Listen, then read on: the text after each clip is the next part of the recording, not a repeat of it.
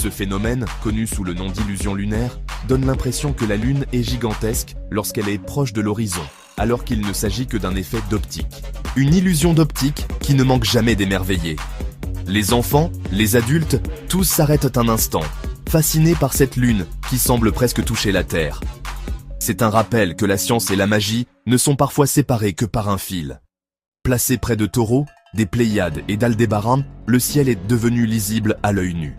Même sans télescope, il était possible de repérer ces constellations mythiques, de suivre le chemin de la Lune parmi les étoiles, et de comprendre comment les anciens lisèrent le ciel pour s'orienter. Le 4 décembre n'était que le début.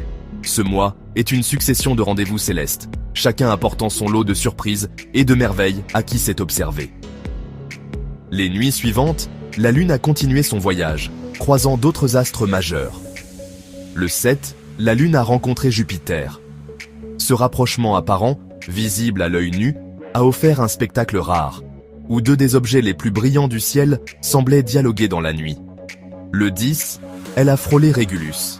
Cette étoile, la plus brillante de la constellation du Lion, a brièvement partagé la scène avec la Lune, créant une composition céleste digne des plus beaux tableaux. Chaque événement, un rappel silencieux du cosmos en mouvement. Rien n'est figé là-haut, tout change, tout évolue, et chaque nuit raconte une nouvelle histoire. Observer ces mouvements, c'est se reconnecter à l'immensité du temps et de l'espace. Et le 21 décembre, le solstice a fait pencher la balance. Ce moment précis où la nuit atteint sa durée maximale dans l'hémisphère nord, et où la lumière commence lentement à reprendre le dessus, marque un tournant pour la Terre et ses habitants. Des nuits plus longues au nord, des jours plus lumineux au sud. Ce contraste rappelle que, selon l'endroit où l'on se trouve sur la planète, notre expérience du ciel et de la lumière est radicalement différente. Pourtant, nous partageons tous le même ciel. Le ciel façonne toujours nos vies quotidiennes. Il influence nos rythmes, nos traditions, nos rêves. Même si nous l'oublions parfois, il reste le décor silencieux de nos existences, un lien invisible entre tous les humains.